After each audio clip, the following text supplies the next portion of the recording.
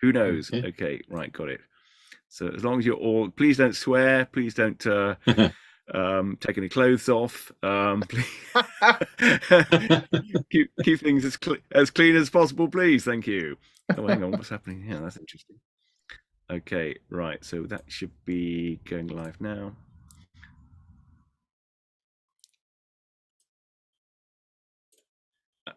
Okay, that is definitely going live.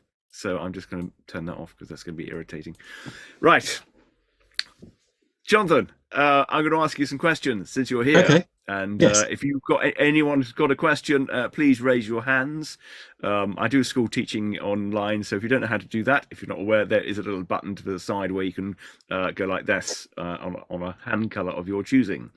And Joe, since you're here, I'm going to get you interviewed as well twice. Okay, Withers Oh, already has a question. Okay, Withers, we'd like to. Oh no, I Are was we just just pressing the testing button. it, or I was just testing it. okay? Sorry. no. Okay, I'll tell you what. John and I will have a little chat. If anyone's got any questions, that'd be fantastic. So I'm just kind of going to. Oh God, I've got to just try and get myself to talk as well. Okay, right. Add spotlight. There we go. Okay, right. Cool. So, hello, Jonathan. How are you doing? Now, you're off busy doing things later on, but we're going to be Yes. interviewing you, which a pre-recorded interview at is it 6:30? I can't remember now. I think it's 6 and you're 6:30. 6:30, and then Yeah. Ian, and then we're doing a Term of Terror. Joe, I can't remember which one you're on, but you're definitely there somewhere. Mid-afternoon somewhere. Yeah. Good, absolutely. Well, these are going to be on YouTube, so you can view them at any time if you're viewing this now. And you know, we've got a nice selection, haven't we, John? Yeah. You've done really well, I think. I mean, there's lots of people have got involved one way or another. So thank you, Joe, for dropping me a line the other day. Absolutely. Yeah. Well, Joe, you actually tipped it up to 13, so that's a very kind of nice Halloweeny circumstance. That which kind of matches the fact that I feel like I'm rocking a bit of a vampire look at the moment, just because of the lighting. Yes, that's great, and yeah, I'm going to don something a little bit more appropriate later on for the Tome of Terror reading. So, Jonathan, what have you been up to at the moment? I know I would do a little pre-interview interview. So yes. What are you working on at this moment in time? At this moment in time, I'm putting the finishing touches to You Are the Hero, the 40th anniversary version of the History of Fighting Fantasy game books. So as in the text is now finished, I've been collating the final bits of art and making the layout notes for the layout person to do. So that's taken longer than I might have hoped, but then the book itself is 175,000 words long. And it is a game book of sorts as well as being a history. So that's been quite epic. Hang on a moment. Let's go back. Let's expand on that a little bit more. You cannot just I'm throwing a game book in it and not expand on it, John. Though, what is it? How is it going to take form? So there's no combat, but each of so the book is divided into 400 sections. So you have conventional chapters. There's 40 chapters because it's 40 years, and you can read it from front to back, conventional book. But at the end of these sections, it will give you, for example, if you've read about Death Trap Dungeon, it'll say if you want to read about the PlayStation version, turn to this section. So you can follow particular leads through the book. So if you've read about one particular artist's work in one book, you could then read about it in another as well, and jumping backwards and forwards. So it's a slight bit of a gimmicky thing, but it actually started, the very first history I wrote was for an SFX magazine special. And I had a game book as part of that, or branching narrative, but based on the years. So it's kind of an extension of that. But that was quite a lot to add at the end, yes. That's fantastic. Now, Louise Lee has a question as well. Do you know if there will be a Fighting Fantasy Fest 5? There will be. Today seems like the day to mention it. We have a provisional date. It's not been finalised yet, but Saturday the 7th of September 2024. Brilliant. That's fantastic. So, and that's the 40th anniversary of, is it Death Trap Dungeon? That's exactly right, yes. And some other books, but that's kind of the one we're going to hang it on, yeah.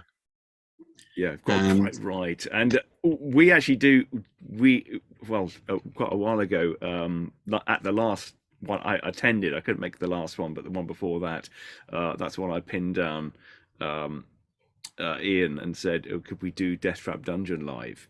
Because we just did House of Hell live. Yes. Helen came and went, and that went down very well. And Ian came over and said, "Why haven't you done mine?" And I went, "Well, I'd love to do yours, but I thought I'd do this one first." So Yes. we ended up doing writing Death Trap Dungeon. We've only performed it once, just before the pandemic, and it was the Games Workshop crew who actually invited us along to do it, and over near, I think it's near Bath, something like that. Yeah, maybe we can do that. John, what do you reckon? Should we do Death Trap Dungeon live? That would be brilliant. Absolutely. Yeah, here we are. This is a planning meeting for Fighting Fantasy Fest 5. Since I wrote the damn thing and we got, got all the voice recording done, I won't spoil it too much, but obviously Death Trap Dungeon, the book, you're one protagonist going through. You can't really do that as a live show, so I've had to make it a little bit more group orientated. So not to give any spoilers, but it's going to be more of a heist. So you're breaking it as a wizarding team with the help of Yastromo into the dungeons, and they're not expecting you, but you've got to go and retrieve some artifacts without getting discovered. So that should be fun. So like groups of 5 sounds amazing. Going in, doing something, and then getting out as fast as they can.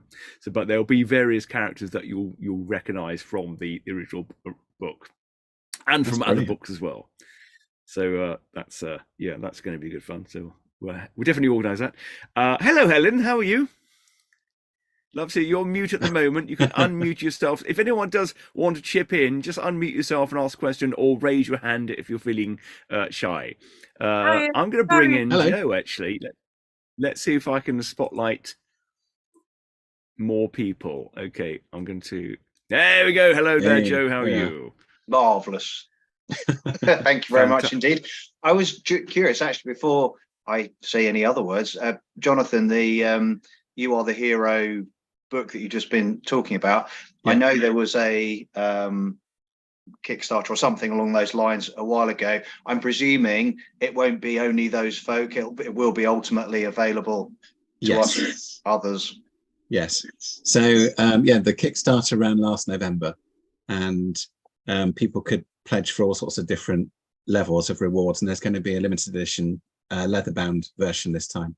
But yes, it will be available to buy once it's released for general public. But backers get things like art prints of the cover, and there's some dice and a 40th anniversary badge, things like that. So yeah, extra goodies. Oh, awesome. Talking about leather-bound things, it's something I didn't sort of mention. No, that sounds terrible, doesn't it? No, not okay. I was getting sent something by Vincent Sergi, who's currently got a Kickstarter running at the moment, and he very kindly sent me a copy of the Necronomicon trilogy, I believe it is, and be careful reading that. Allan Poe game book, which is fantastic. It's got great little maps in here, and it's highly. I've got one of those. Having a look at that on the shelf behind me, I think. Yeah, it's great. The really interesting thing about doing all these interviews is how every author is giving it giving it their own twist and making it their own. And this has some fantastic illustrations in it. It's not very long. This one's only the Necronomicon Dagon. It's only how many sections? I think there's various different ones in here, but 80. But it's beautifully illustrated, and it's really nicely. That's not a good way of showing it, is it? Okay, I'll do it that way. Okay, so you kind of it's nicely done. It's got I think it's a lot of puzzles in there as well, and it comes with its own set of maps and dice and the leather bound bits and pieces. So check that out. And by the way, I spelt his name wrong, and so did you. It is I at the end, no EI. So yes, we'll remember that for the future. Yes. Right. So let's see. Withers, I backed You Are a Hero on Kickstarter. I like the idea of being interactive this time. There was a New Yorker article on Choose Your Own Adventures. Oh, really? Excellent. Withers, I'm going to bring you up. Tell us a little bit about the new. Do you mind being brought up? Oh, that's fun. Well, okay, awesome. I shall add your spotlight on. Okay, right. So Withers, tell us about choose your own adventure books in America at the moment? Choose Your Own Adventure books in America at the moment have been back in print. A lot of the classic books are coming back. The new versions have the map on the back, so you can kind of see the choice matrix or the kind of web, which has kind of been a nice feature. So you can kind of be a completist and see that you've seen all the rolled paths. It's a little bit of a cheat on the back. Otherwise, it's pretty much the same as they were originally. So it's a lot of the same. If you have the older versions, it's the same stuff. Choose Your Own Adventure has come back in pop culture, kind of post Bandersnatch court case, I suppose. And so the New Yorker article was a fan that had found them and then had, kind of delved into the history with R.A. Montgomery and the gang. And then kind of got into the new publishing pieces. And so the neat part about the New Yorker article was it was interactive and choose your own adventure style interactive. And so you can kind of jump from history to monetization to, capitalist gains or whatever. Oh, cool. But the neat part about Choose Your Own Adventure that I did not see coming is they're actually publishing a few new adventures. You may have seen the Stranger Things book not too long ago. My daughter and I read that. We really enjoyed it. The Stranger Things Choose Your Own Adventure slots really interestingly into the last season of Stranger Things, where a lot of TV adaptations jump into a side tale or something completely unrelated or something that breaks the canon of the show. That Choose Your Own Adventure actually fits with the story flow of that season in a nice way. So I do highly recommend that one. I've not read many of the other new Choose Your Own Adventures. That's not been my focus lately. Some of my books are choice based, but I've been playing so much with dice lately that I've been looking at more of the newer voices and not reading and spending money on the new Choose Your Own Adventures. But I did appreciate the New Yorker article, and I've talked this long trying to remember the name of the woman that wrote it, but I just can't right now. No, that's brilliant. Last year. That's very interesting. Yeah. I think the interesting thing about Choose Your Own Adventure books is certainly the UK that they didn't. They definitely came out over here, but I don't think they really took off in the same way as they did in America. I think at the time, because they came out at a similar time as Fighting Fantasy, they got a little bit overshadowed by the Fighting Fantasy. I don't know how you feel about that, John and Joe. Is that yeah? Well, experience? I remember seeing them in the school bookshop. It must have been similar time to Fighting Fantasy first being published. I think maybe like 1 or 2 years beforehand. But personally, I found when you read them, they're very short because it is just a branching narrative. Things don't tie up, or at least the early ones that I read didn't.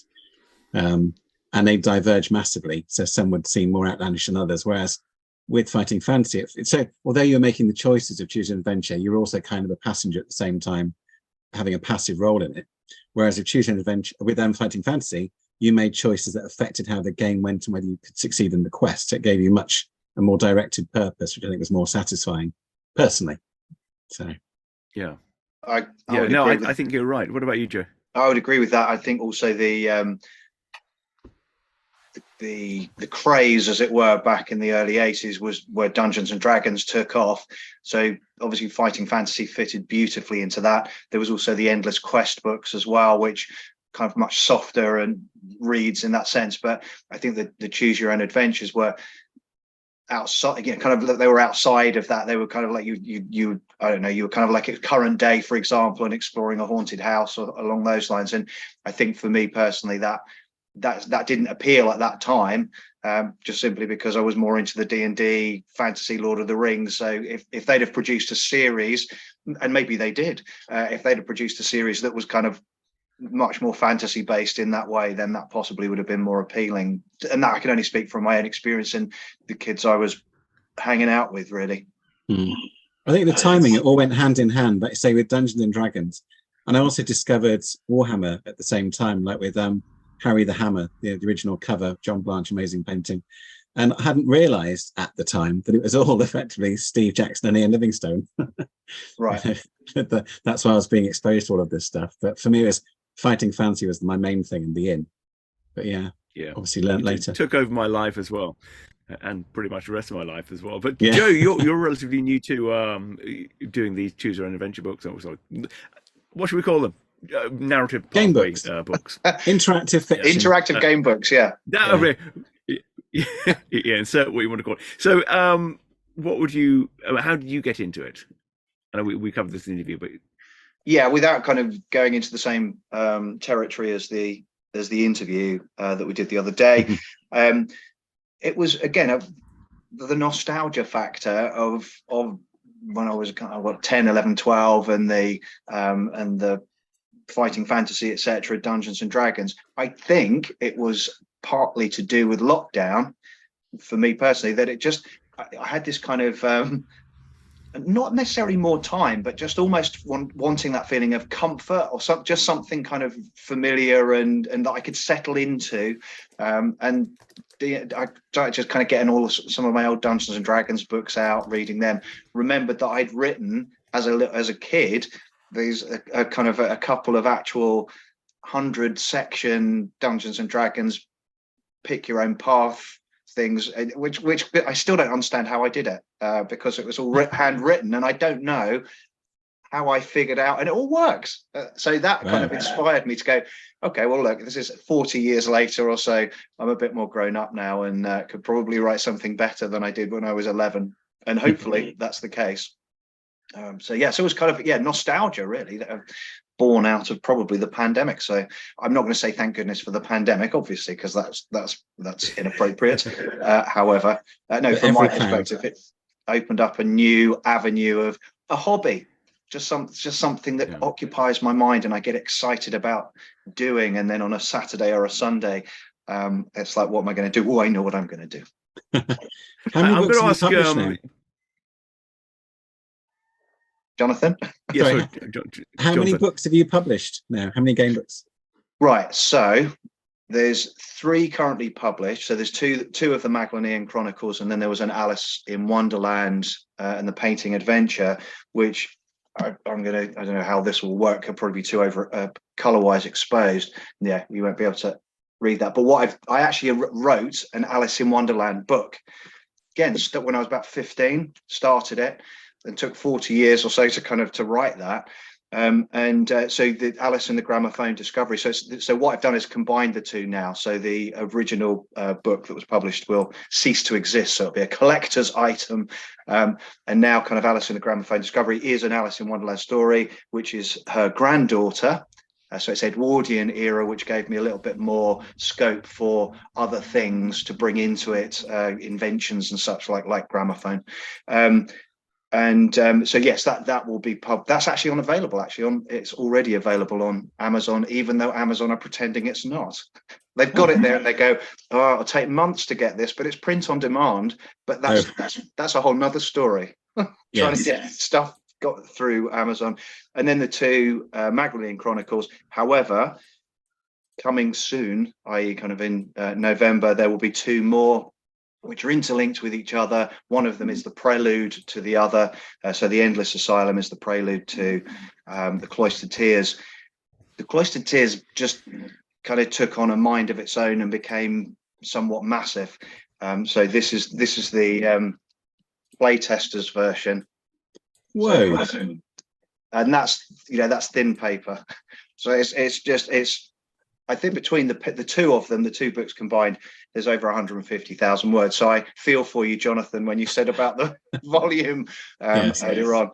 And it's being play tested at the moment. And one of the play testers is one of those folks that actually every single section like maps it so that it puts it through software. So you see this weird flow chart almost of the whole thing. And I don't think I'm ever going to write something as complex as that again, because it's open world, so you can keep coming back to places, so therefore you have to kind of account for all of that. So yeah, from a mathematical perspective, it was a bit of mind-blowing, but I hope the adventure itself will be seamless and a rip-roaring adventure.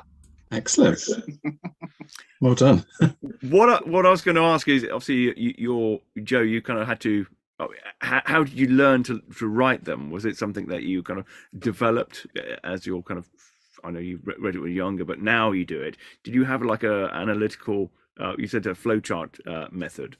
No, I write it in little segments. So I put like a little map, literally like the old Dungeons and D&D, draw a little map, what's going on around in that part of the territory, and and then just start writing it, and then kind of like you write a paragraph and then go, okay, well, there's a few different options, so I need to make sure I write those different options, that close that bit off, and then on to the next bit. So I don't use any software, any planning in that sense. It just writes itself. Okay, what about you, Jonathan? How do you write yours? Yeah, What's your method? Yeah, mine's old has school. Has it changed rapidly? No, it hasn't at all. It's I was going to say stagnated. That's not the right word. It's crystallized. So I have a process, and it's always the same. Okay.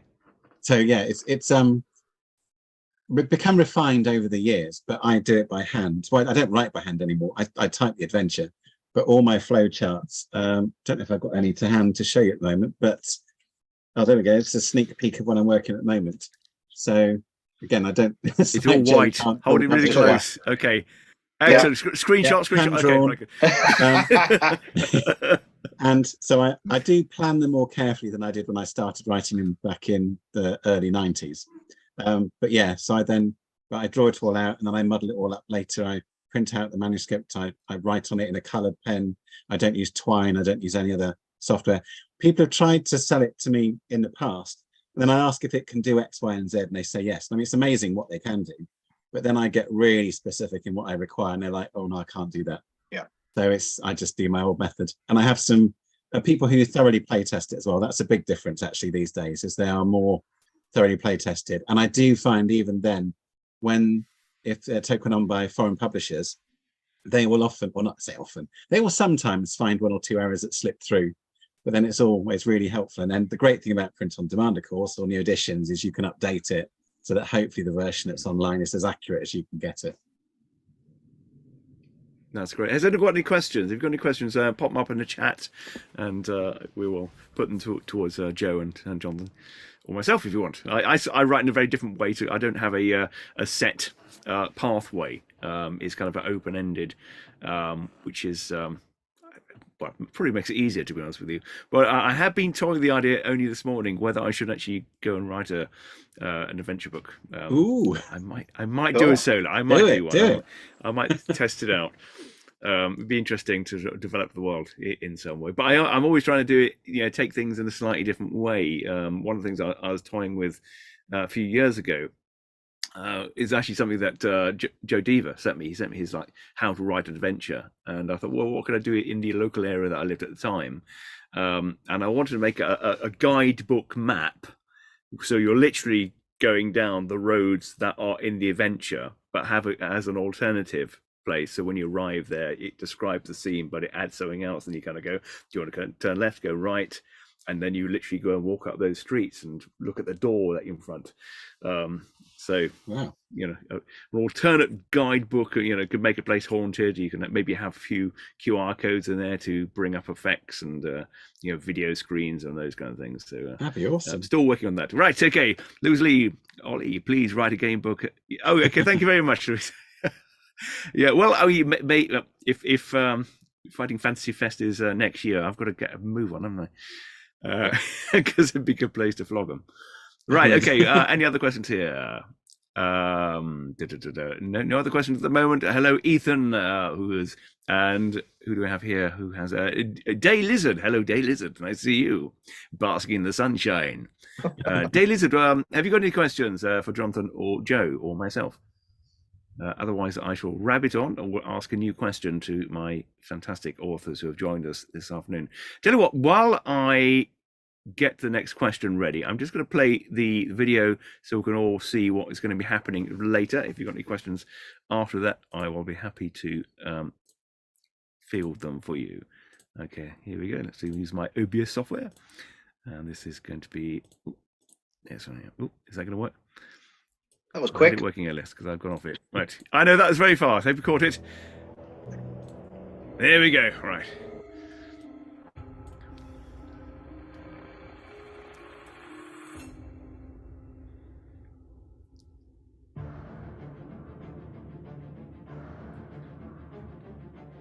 I can narrate this. Saturday, 14th of October.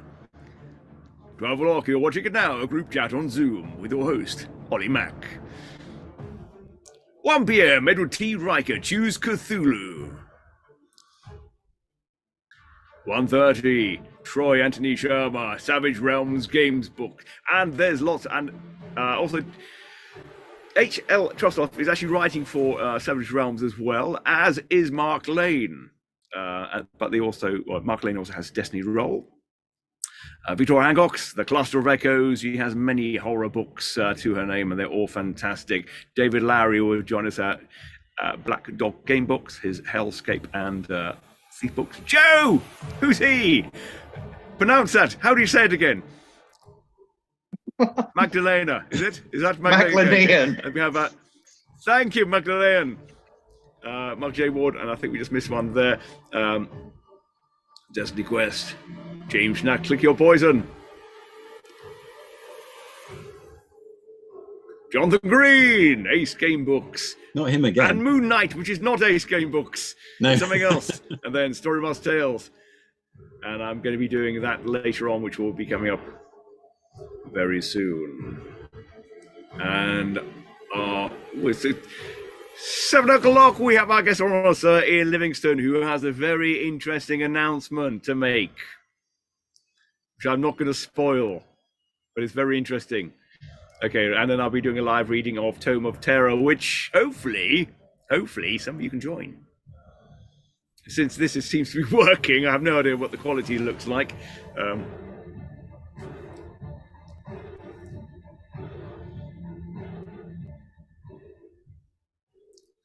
Excellent. And how many questions have we got after that? 0 questions, honestly. I love the fact, Ollie, I love the fact that it's like Magdalena, and then you've pronounced it in about 5 different ways, which is very cool. Yes. Well, it depends what region you're from. Well, exactly. Right. That would fit beautifully, depending on where in Magdalena, where in the realms you happen to be, you'd pronounce it in different ways. So that's perfect. Awesome. Now, does anyone have any questions for Jonathan or myself? Because we have half an hour to fill. Otherwise, we would just keep chatting nonsense for the rest of the time. Okay, I am going to ask you a question. I'm going to field a question to you all then. I'd like to ask you all, which is your favorite game book that you have read, or one that sticks in your mind? So when you think of game book, it's the one that you kind of go, oh, my heart grows fond for that one. So I start? Okay, Helen. Oh, Helen. Helen's mouth is covered in Nutella, so she has no questions. Sorry, I That's- was just saying we were so absorbed. That's why you aren't asking any questions. Plus, I've got the teller all around my mouth. Oh, that's fair enough. That's fair enough. Okay, yes. Joe, you start with your favorite game book, or one that you're most fond of. The nostalgia factor would be Warlock of Firetop Mountain, because that was the one that just dragged me in kicking and screaming in the first place unexpectedly. More recently, and then of course it becomes very difficult, because as soon as you say, oh, this book by this author, then everyone else goes, oh man. But I did very much like the feel of Victoria's I can't remember, it was the first of the Night Shift one. There was something about her writing that made me want to keep reading. So there you go. Her series. That's great. Okay, I'm now going to highlight. I'm just going to highlight people. You've got to answer, I'm afraid. Okay, Daylizard, I'm going to highlight you next. Okay, right. You ready? You might unmute yourself as well, please. Okay. Right. So, favorite game book, please. Trial of Champions, just for the setting concept. I really like the idea of having a competition where you all go into a dungeon that is explicitly designed to kill you, and seeing how far you can get. That's an interesting one. Yeah, I mean, Ian was saying, that one of the ones that he gets asked for most often is a sequel to Death Trap Dungeon, and he has kind of written 3. Yeah.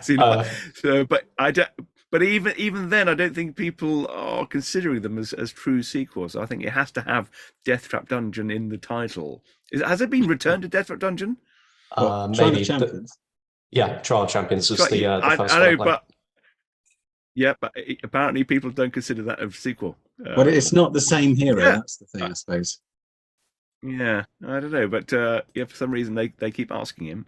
So I think he has to do a return to Far Top Mountain and just have Return to Death Trap Dungeon. So it's very explicit. Right. Okay. Let's go on to Louisa Lee. Are you okay? I'm gonna spotlight you. Okay. Oh, you're on mute. I'm afraid. Again, I'm afraid you're muted. There we go. Sorry, I can't really choose because I like Victoria ones. I like David Wilson, Joe, Jonathan Green. I like them all, so it's very hard to choose. That's fair enough. What was your first one? Which one drew you into this world?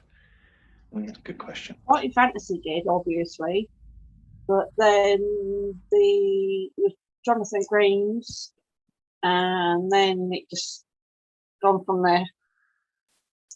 Fantastic. Well, thank you very much. I shall choose hide you again.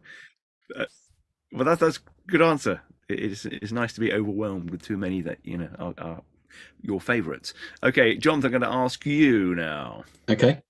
Yeah, I'm the same as Mr. Daylizard. Death Trap Dungeon, because although Warlock was the first one I read, and then I read them religiously, something about Death Trap in particular, I think the art, just everything, the design, because also by that point, he'd written a few Fighting Fantasy game books.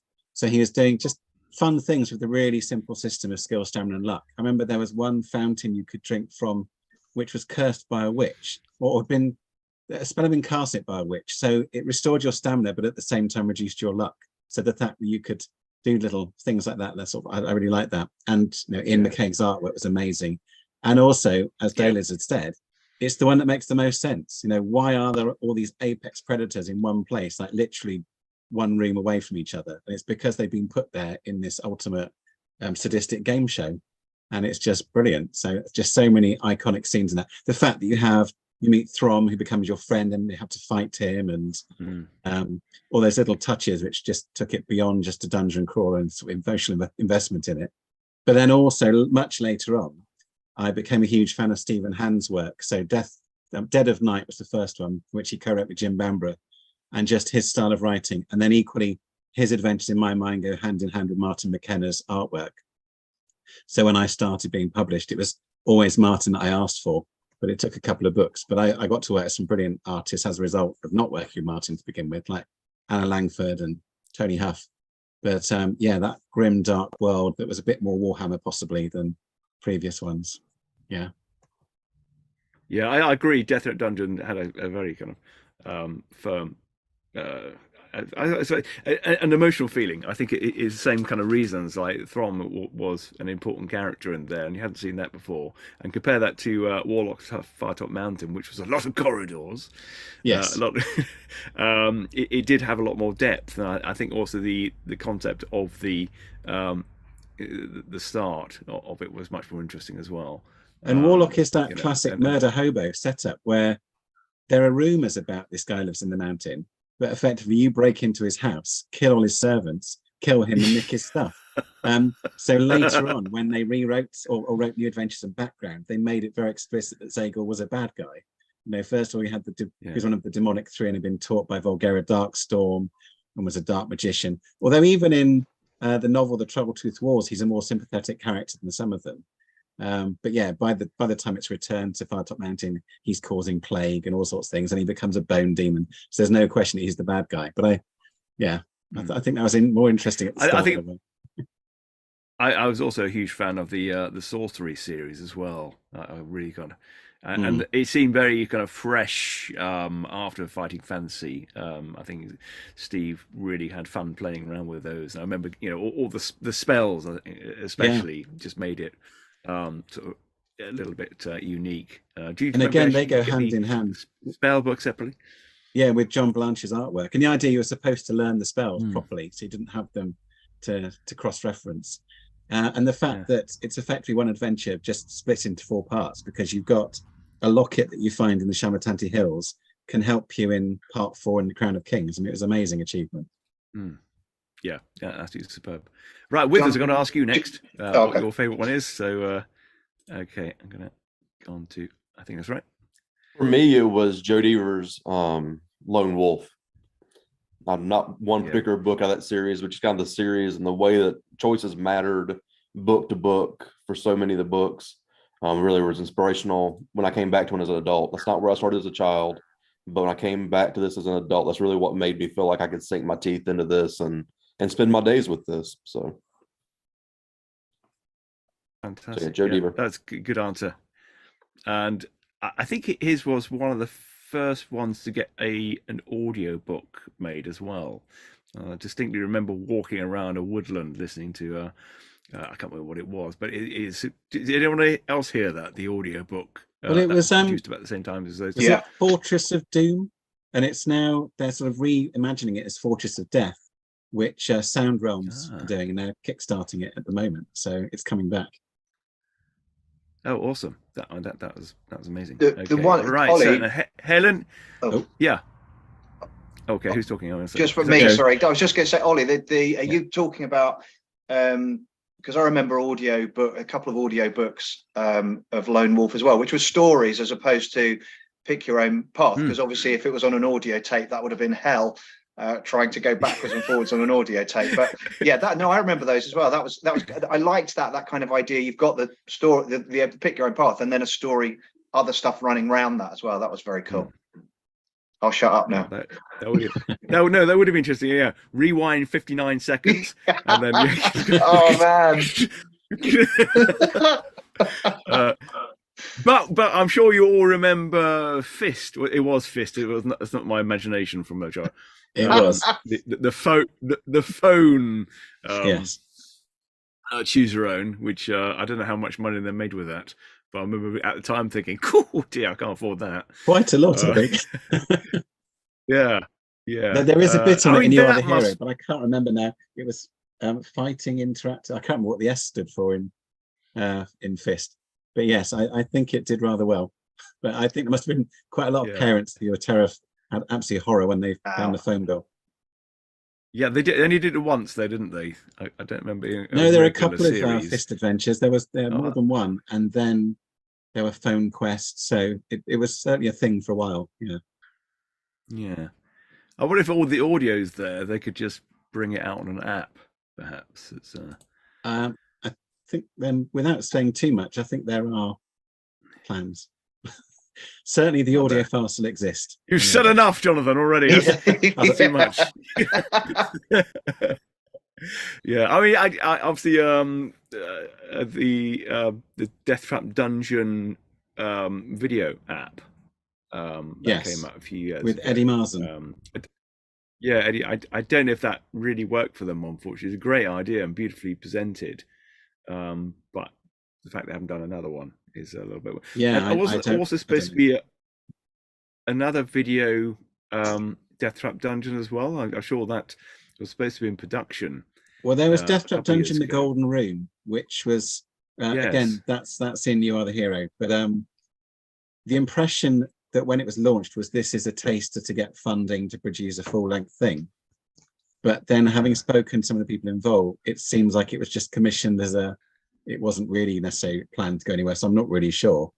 But there is a short version that you can play. So it's a bit like Bandersnatch, and you can click on the options. Right. So it does exist, but in a really short version. But it has a couple of characters and a baddie and things, and somebody walking down a corridor and treasure, and yeah. And I know that they were trying to get Death Trap Dungeon made. Actually, the whole Fighting Fantasy series made by Netflix, or that there were talks at the time. I didn't think, obviously, that didn't happen. It's a shame, really, but who knows? Well, it's an untapped resource. There's plenty of material there. Yeah, no, definitely. Right, so who have we got here? We've got Kerry, Jeff, Ethan. They are keeping themselves suspiciously in the dark at the moment. That's fine. The cameras are off. I won't spotlight them unless they have any questions. Now, we got some other ones here. We got Helen says, Vault of the Vampire, Talisman, Castle Death. I haven't heard of Castle Death. Helen says, is there a plan to turn Advanced Fighting Fantasy game into an RPG style game for the Xbox, for example? John, I'm going to ask you this. I mean, you might know. If there is, I haven't heard about it, but that doesn't mean it isn't. So, I mean, there's all sorts of things to do all the time. But I think Fighting Fantasy Legends went quite well on the mobile phone. Yeah, so yeah, Nomad Games did 2 effectively. So they had 2 trilogies, which and seemed to work. Lone Wolf. I haven't played it, but has anyone played the Lone Wolf? What was it, the VR app one, the phone augmented reality phone game? Has anyone played that? I haven't played it. I've seen some sort of taster snippets, and they launched it at Luca Games and Comics, but I think that was before the pandemic, so probably quite a few years before. That'd be an ideal game to play during the pandemic for those walks we had to go. We just but, right, okay. So who else have we got here then? Any other questions coming from team? Okay, Wall of Fire Up Mountain, the first 2 Lone Wolf books, and the Sorcery series. I thoroughly agree with you, Jeff. There. Any other questions here? So I'm going to ask you, Jonathan, a question. Rennie's coming. Oh, as we mentioned, Lone Wolf, Rennie appears. What would you like to see at the next Fighting Fantasy Fest? Hello there, Rennie. How are you? I was just listening to what you're saying. I've just joined. Sorry, I've been out walking the dog. Oh, cool. Okay, yeah, I'm going to spotlight you. Yes, go on, carry on. There we go. Hello. You're spotlighted. You mentioned about Lone Wolf AR. So yeah, we launched that a few years ago. It came up on my Facebook when it reminds you of what you did many years ago. I think it was about 6 or so years ago, exactly as Jonathan said, before the pandemic. And we did a whole campaign around it. We did a Kickstarter around it. It didn't sort of fund. I mean, we needed a serious amount of money. We put a lot of money into it. Probably be a bit crass to say about how much we put into it, but it was a lot. And we were looking at companies like Niantic, who had done really well with Pokemon Go and stuff like that. So what we wanted to do was try to create a kind of adventure game that would basically almost create itself in a safe environment, like a park or something like that. And that was the kind of the premise of it. And I remember actually I met Ian Livingston over in Lucca in Italy. We had a great time over there, and he did I think he did an award, a Joe Diva award at the Opera House. And I was trying to think who got it. I think it was World of Warcraft. I can't remember who won it, but it was lovely because Ben came up on the big screen because Ben couldn't get there. So you had Ben on the big screen up the top, and then Ian sort of down below talking.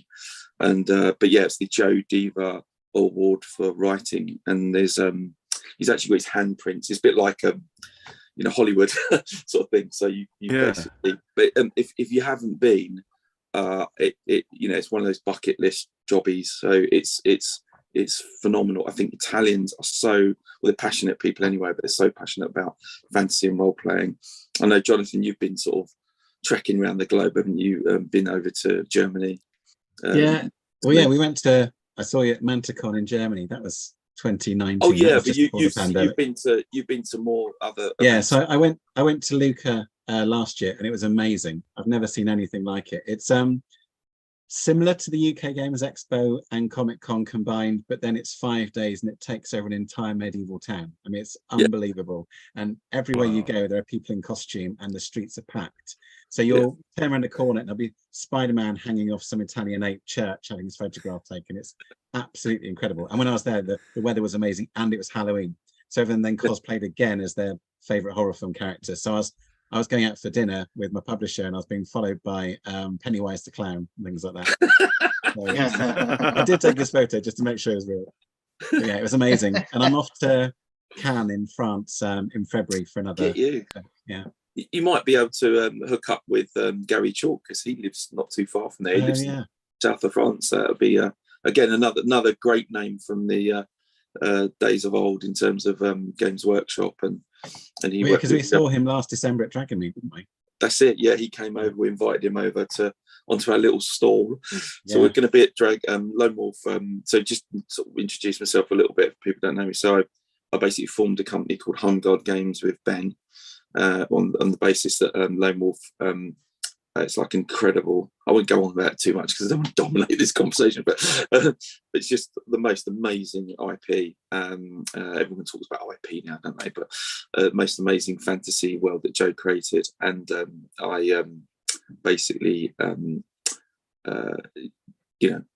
just by happenstance, got in touch with Ben because I was collecting the collector's editions, which are really difficult to get hold of.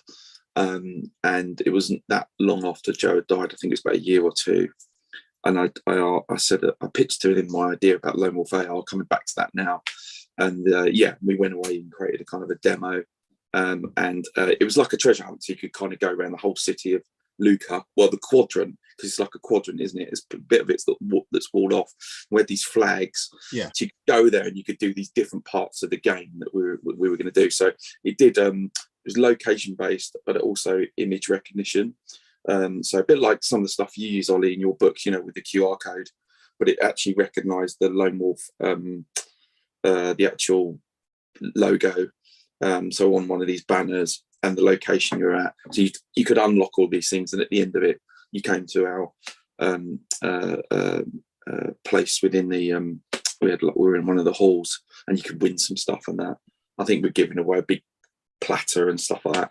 But yeah, that was kind of.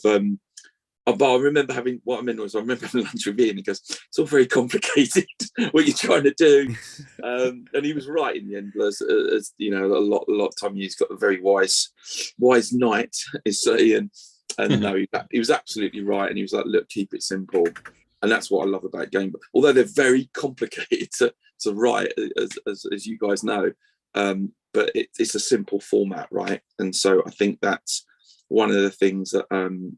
When I was speaking to Ben, so let's just do board games and things like that, and card games, because they're very portable, they're very social, and I've done digital all my life, and I was like a bit fed up with it, really. I've been playing Baldur's Gate 3 a lot though, which is phenomenal. It's just like I thought Witcher 3 was amazing, and Baldur's Gate 3 is like I didn't think it could be better than it has done it. Rennie, since you're here, can you tell us what's happening, what's coming up with Lone Wolf there? Yes. What's the newest project and what's... So the latest one, which is just, I believe today it's finishing, or it might have finished already, is by a brilliant bunch of guys called Sound Realms. So they approached Ben and myself. Ben was, he tends to put stuff by me some of the time, particularly if it's digital. And he was like, well, "What do you reckon on this?" And I was like, I said, again, like your father was there. He did it first, but yeah. So he, I think what you were talking earlier around Phone Quest. So he participated in this thing called Phone Quest. I think he wrote a few stories, and one of them was based on Castle Death. So I must get this right. So a Fortress of Death or something like that.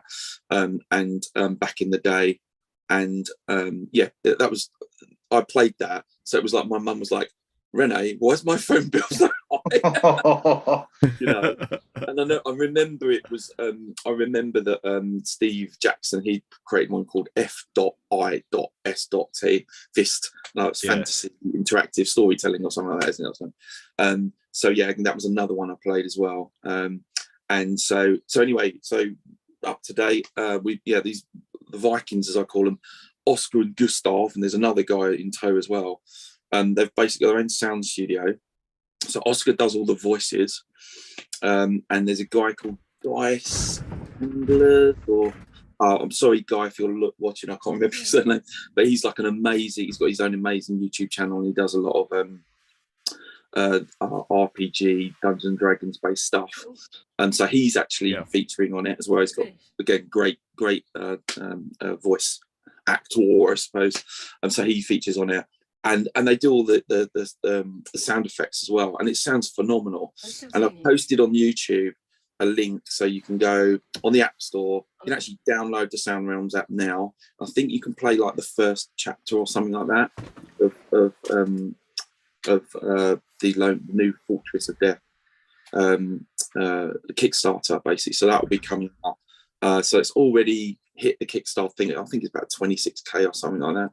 I'm sure they want a bit more. So if there's anyone listening in, back it.